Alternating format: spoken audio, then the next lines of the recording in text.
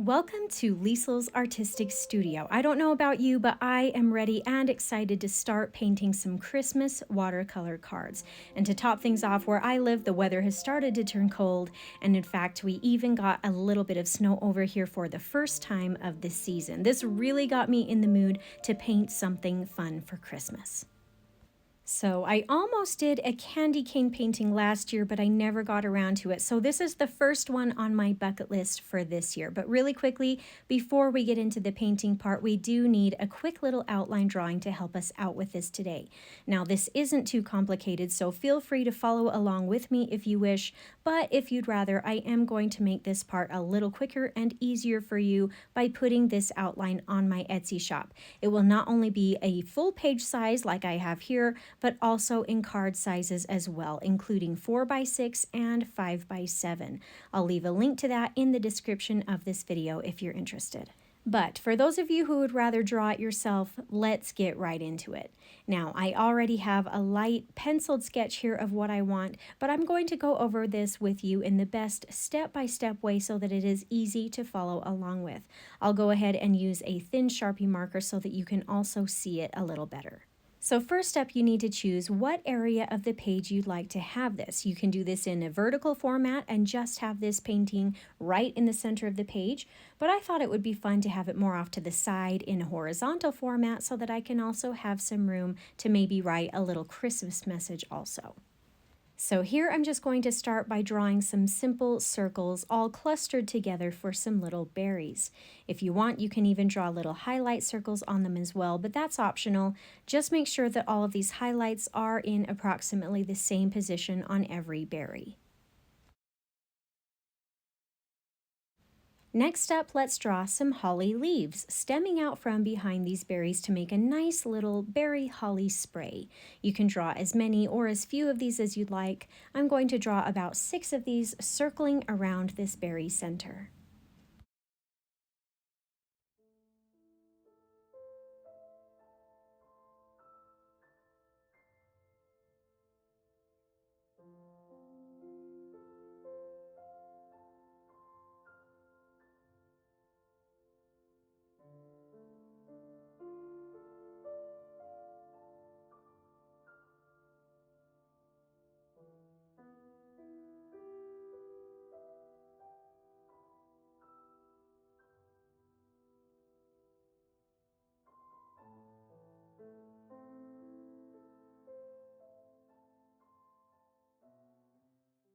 Now that we have a nice little center cluster here, let's add in the candy canes underneath. I'll start with the crick or the top of the candy cane, curve it up and around, and then down until it meets the berries and the holly. Then I'll just draw the top part of the candy cane following this exact same shape.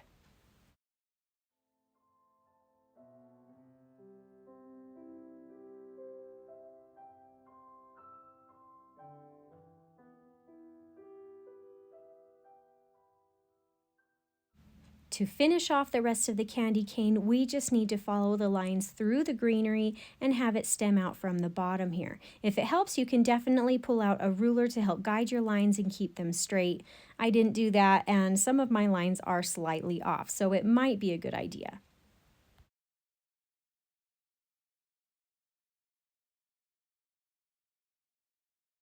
Now that this outline shape of the candy is done, let's add in some stripes along the candy cane as well for a bit of extra added fun. Just remember that when you get to the top of the candy cane, to curve these lines a little bit so they look like they're bending with the candy cane.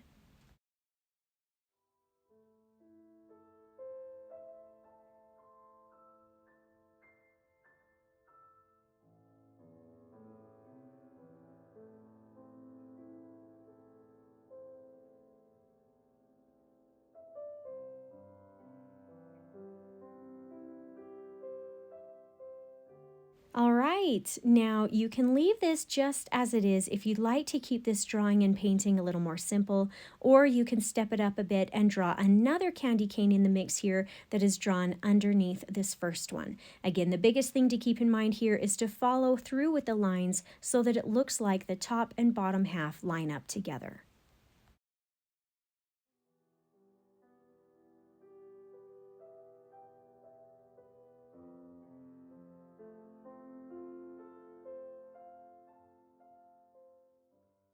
This is also optional, but I've drawn a little oval shape here on the ends of the candy canes to help them look a little bit more 3D. Then I can go ahead and add in the lines or stripes on this candy cane as well.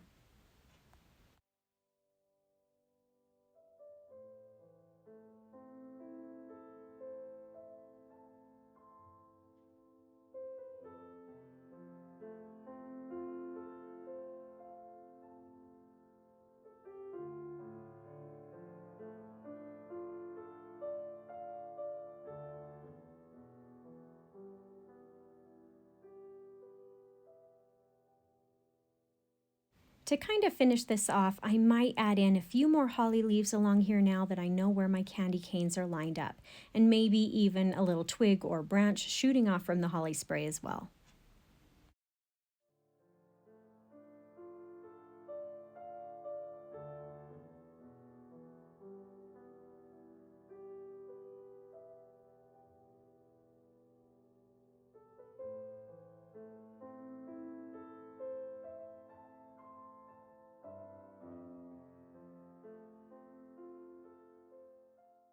And that's all there is to it. We can call this little drawing done.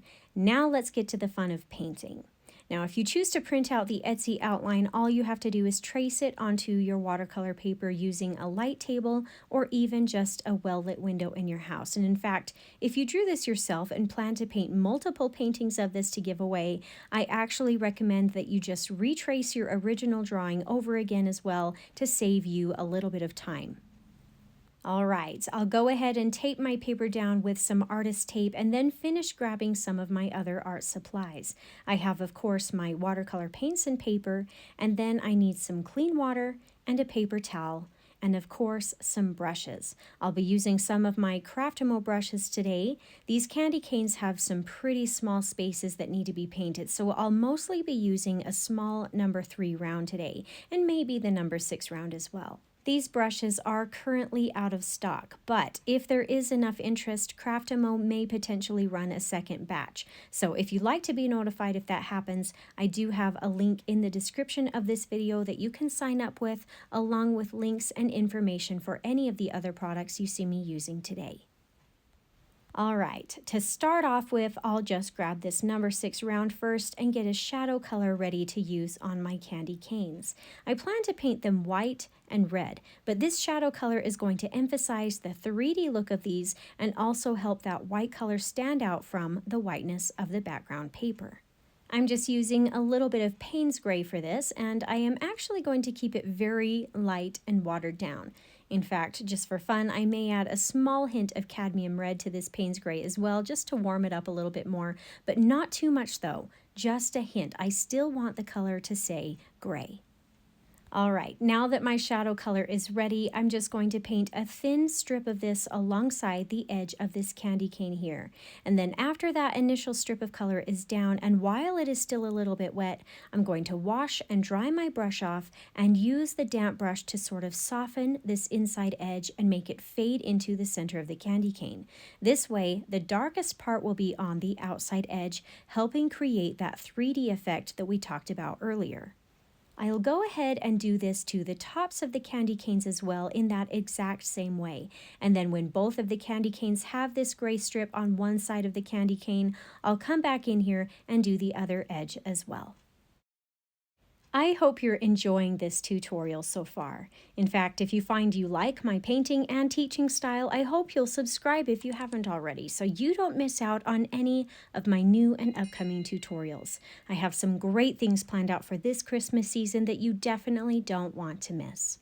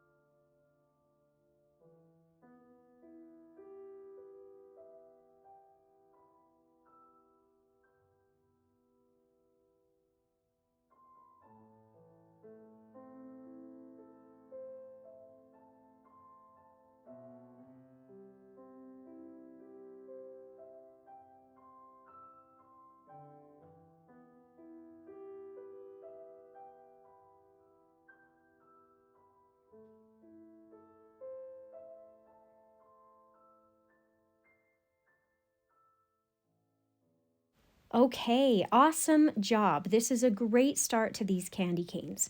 Now, we want all of this shadow gray color to completely dry before moving on, but while we wait, let's mix up some green colors for the holly leaves next. First up, I just have some pure Hooker's green. Then I'll mix up some darker green for an accent or shadow area on the leaf. This is just some Hooker's green with a little bit of cadmium red mixed in. Now, not too much though. We don't want it to look brown. If you feel you've added too much red, you can always add in some more green. And then to darken this up just a little bit more, I'll also add in a touch of ivory black. Now we'll be painting these leaves using the wet on wet technique to help the color spread and stay wet. So using the small number 3 round, I'll paint the area with water first. To help this step be a little quicker, I'm not actually painting the water clear up to the points of the leaves. I'll do that more once as we start adding in the colors. Then after the water is placed, I'll take a little bit of the Hooker's green and start painting that around the edges of the leaf first and letting it touch the wet area, allowing it to start spreading throughout the leaf. You'll notice that my color is fairly light and watered down here. I'm wanting to keep this lighter in value so that I can add in some of the nice dark areas into the leaf in just a minute. This is going to create a nice contrast of values here, making the leaf look a little more dimensional and interesting. Then after I've got this light base layer of Hooker's green laid down, then we can add just a touch of the darker mixture of Hooker's green and add in the shadow accents. I kind of like to place in a few spots of this color here and there and then wet and dry my brush off and use the damp brush to help spread out or soften the edges of the color and help blend it into the rest of the leaf. Sometimes this will spread exactly how I want it on its own, but if I feel like it needs a little bit of help, this is my favorite go-to technique to help spread that color out. Keep in mind that we don't want this color to overpower the entire space of the leaf either. Make sure you're leaving a few areas of that lighter Hooker's green in here as well. I kind of like to focus this darker color on the ends or the tips and then maybe down the center vein line area. At this point, I'm just going to go ahead and paint in all of the remaining leaves in the same way using these same techniques. Now, this might take a tiny bit of time, so just enjoy the process. Sit back, turn on some music while you finish up. I find that it makes the painting process more relaxing and enjoyable. And of course, if you'd like to speed up the process here, then you can just paint the leaves one solid green color rather than trying to have the blending of the two. I'll also point out that you may notice me skipping around from leaf to leaf to allow for a bit of drying time before I paint right next to the leaf that might potentially still be a little wet. This is just going to help keep them from blending and bleeding into each other, but still allow me to continue painting.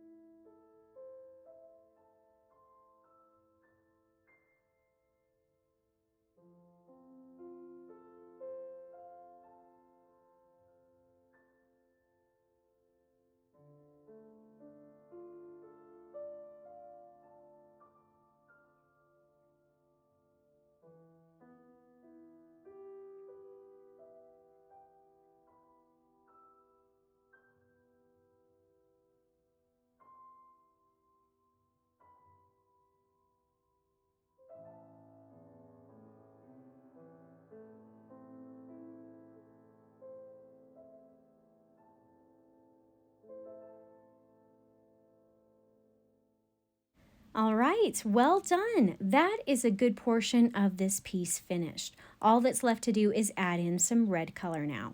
For my reds, I will be using a pure cadmium red for a base color, and then I'll mix up a darker shadow red, sort of like what we did with our leaves, that I can use as a bit of accent color.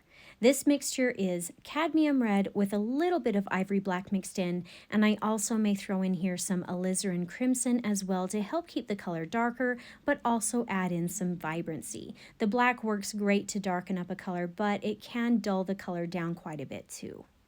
Okay, now let's paint in the stripes of the candy cane with these red colors. These are some pretty small spaces, so if you're choosing to do this on a 4x6 or 5x7 scale, you may even need to use a smaller brush to really get into some of these tight spots. And similar to when we painted in the leaves, I'll start with a base layer of pure cadmium red. This once again is a fairly light valued color of red, so that when I add in the dark accent red, we'll have a good contrast of color and values going on.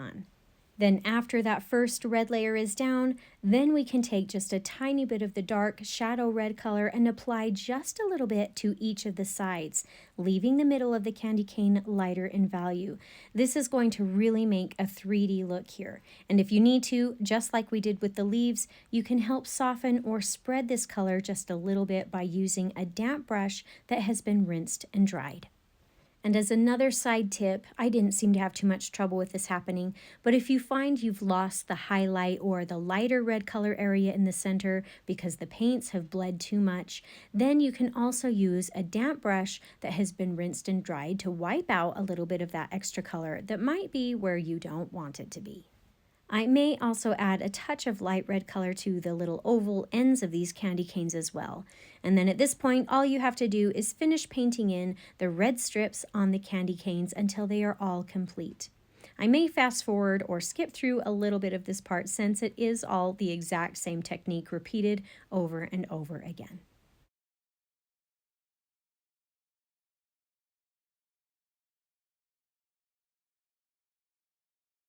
With this little stripe of red here, seeing as it would all be in the shadow from the candy cane above, I think I'll just paint this using the darker shadow red color.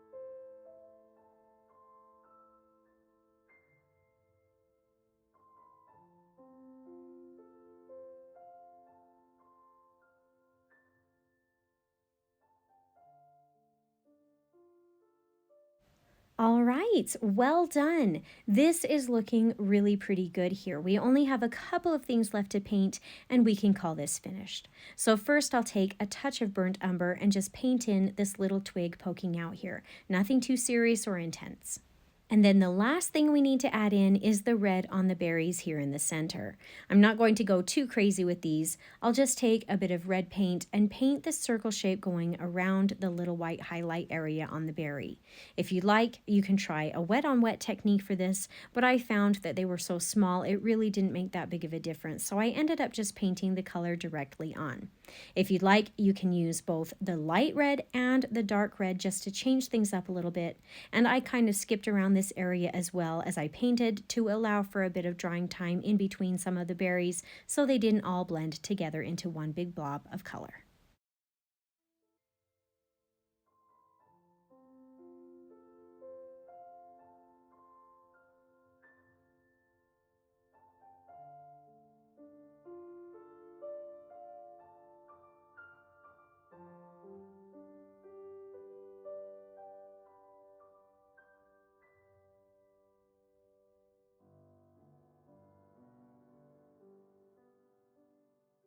At this point, you can call this painting done and leave the berries just as they are. But if you'd like to add a touch of dimension in here, a really easy way to do that is just to scrub the damp bristles of the brush onto a small space on the bottom of each berry.